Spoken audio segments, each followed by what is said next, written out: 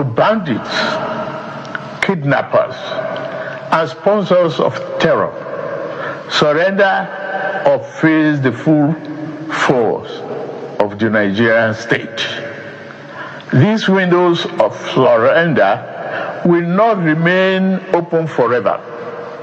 No mercy will be shown to those who trade in blood of Nigerians. You see, this is the problem, and this is why I don't have confidence in President Bola Ahmed Tinubu.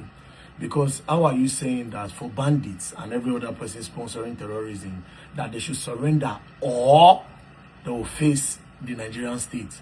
So pending when they decide to surrender, they can continue to kidnap, they can continue to kill, they can continue to rape our women, they can continue to keep kidnapping our children from schools.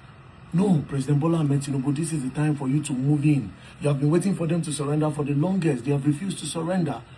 For the longest, you have been calling on them to surrender, that they should drop down their arms. For the longest. But every day by day, the insecurity increases. Every day by day, they keep committing these atrocities. They keep committing this evil. And yet, you are waiting for them to surrender.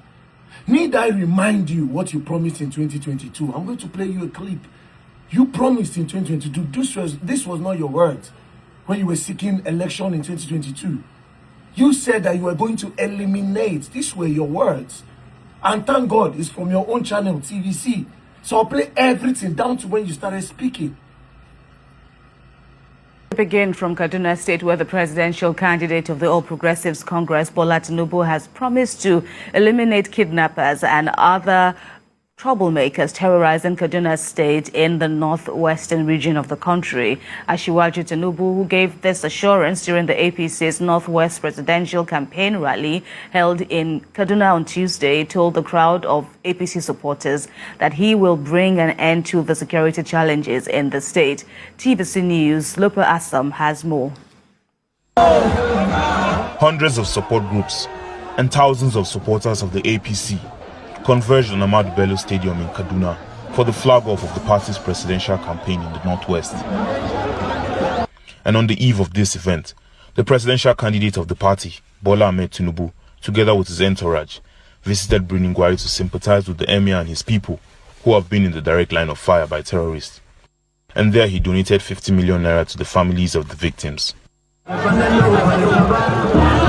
His arrival at the Ahmadu Bello Stadium on Tuesday signaled the beginning of the presidential campaign in Kaduna.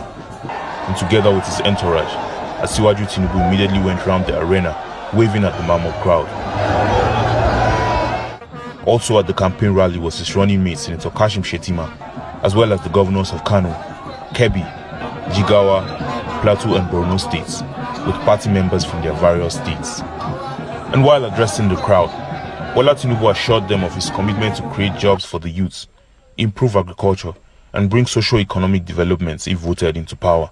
The region has been the most hit by terrorists in recent times, and Bola Tinubu promises to effectively tackle those troubling the region when elected president.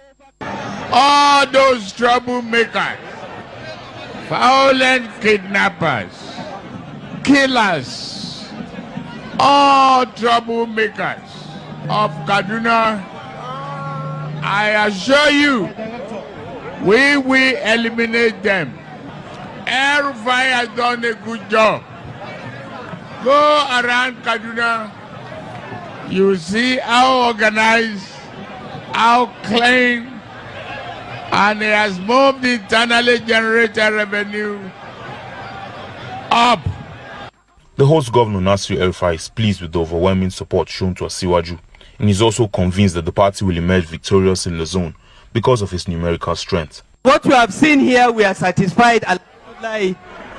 Northwest has done well, Kaduna has done well. We've set a new standard. And I'm very grateful to all of you. Several Northerners have voiced their appreciation of Bola Tinubu for the support which they say he has given to the North since. So when are you going to start eliminating them? You said you would eliminate them. Now, this one you said in Kaduna, you also repeated this thing in Abuja. You also repeated it in Lagos. So at what point do you start eliminating them? Because while you are waiting and you are giving them time, that they don't surrender, that you are going to, no. Before yesterday, a principal in Kogi State was killed. Now, for that principle, we have said it that public schools do not go to school again until the government figure out a way to end insecurity. Until this insecurity comes to a stop. Public schools are no longer safe. Now you don't go now, they don't unalive you, which is quite unfortunate. Nobody deserves that. Children see they side bush, you still get mind, they go open school. For what? School children, school teachers, the day side bush, you are still opening school. For what? Nigerians are still going by their day as if nothing they happen. For what? And you want Nigeria to be great? This same thing you people did in 2014 when they carried Chibok girls. Everybody moved on. Everybody moved on till tomorrow. Those girls are still in the bush. That thing went further to give Boko Haram the audacity to continue these atrocities. That's why in this one we should not move on. There's little one person can do. How many shout and won't shout? That's why they call on all Nigerians. I say this particular one, we should not move on until they bring back those children and those teachers. And as for President Bola Ahmed Tinubu, for how long are you expected to wait for them to surrender? And if they don't surrender, when are you expected to move into the bushes? Because you did not give them an ultimatum. You did not even say, okay, I'm giving you people 3 days to surrender. If you don't surrender, we are moving in hard. And we are going to bring you people down. We are going to do this, do this. No, there's no threat. You look like you are sympathizing. You are begging them like you are so scared of them or something. You are the commander-in-chief of the armed forces, for crying out loud. Jesus Christ. Muhammad.